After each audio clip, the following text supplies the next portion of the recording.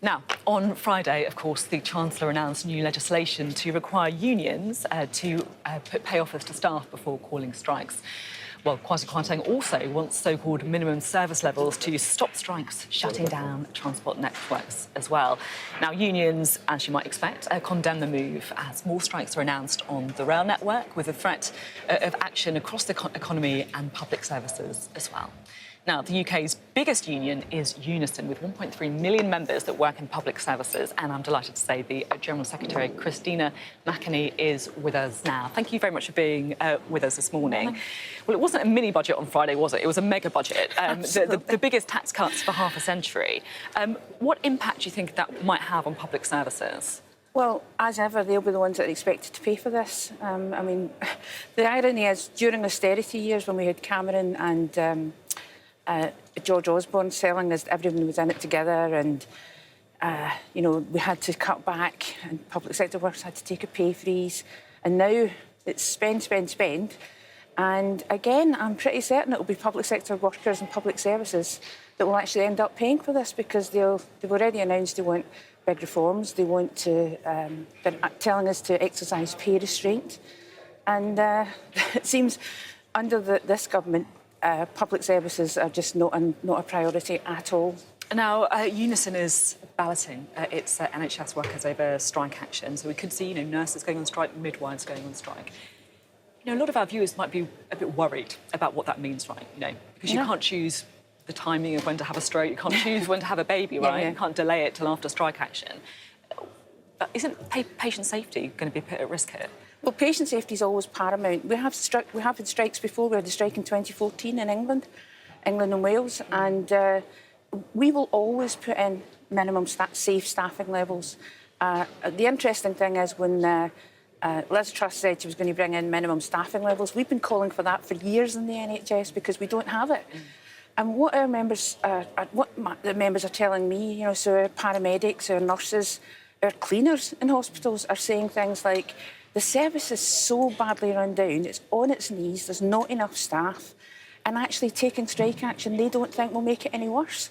But what it might help do is, one, get them more money when they're totally struggling, but two, actually draw attention to the fact that the government has no proper plan or strategy for dealing with some of our major and essential public services. I guess what I don't understand is, if staffing is so stretched in the NHS and under so much pressure, then surely strike action is going to make things worse. How can it not? Well, strike action has to be effective, and by that it must have an impact in any sector.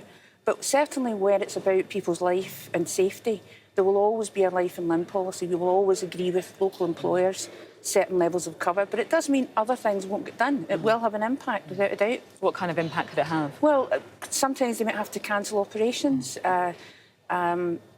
Certain clinics won't open.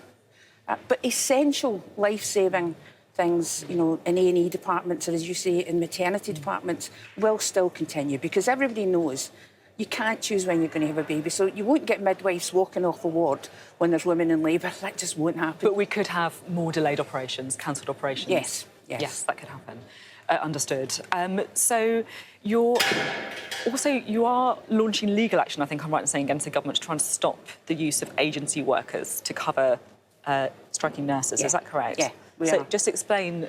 So the government's brought in started legislation to allow employers to bring in agency workers when basically as strike breakers. So we have legislation currently in this country, and indeed most of Europe, which says you can't do that. And the government, in its wisdom, or the lack of, has decided they're going to change that. Now, not only are we concerned about it, the organisations that represent agency workers are concerned about it. But isn't that about ensuring patient safety, though?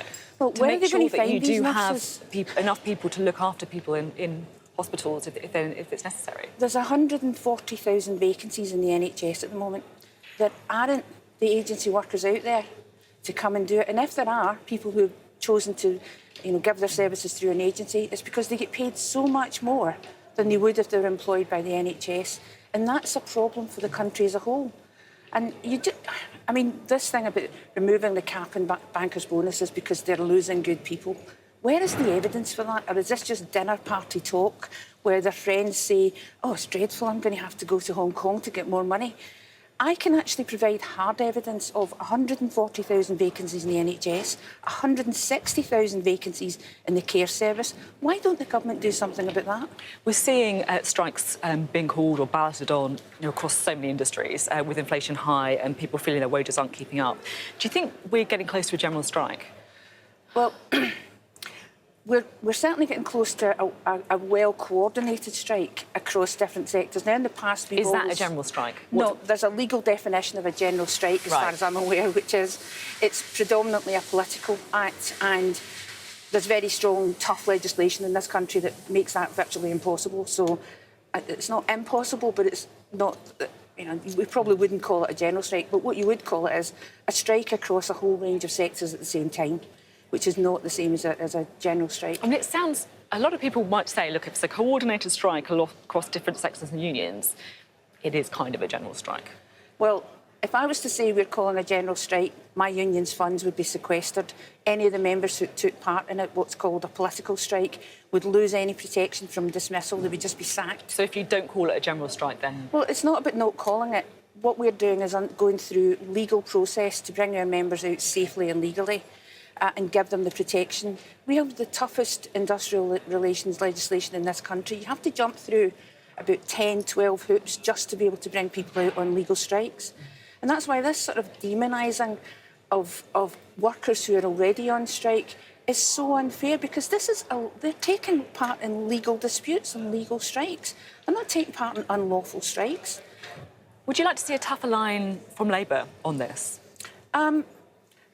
To be quite honest, I don't think it makes a difference whether Labour are on picket lines or not. Labour is there to, I think, hopefully work with us. And I think if there was a Labour government in place, I would hope that we wouldn't be just about to ballot 400,000 NHS workers by the end of this year. I would hope they would talk to us. I wrote to Liz Truss the day she got elected and congratulated her and said we'd be happy to work with her.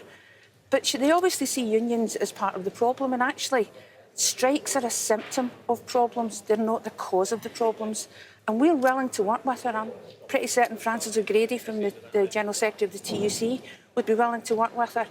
But we're getting nothing back from this government other than... Are you getting much back from Labour? Yeah, okay. Yeah. And we work with them on, new policies that are coming forward. We don't get everything we want because, they want to govern the country for everyone, not just for trade unions. And therefore, we won't get everything that we want.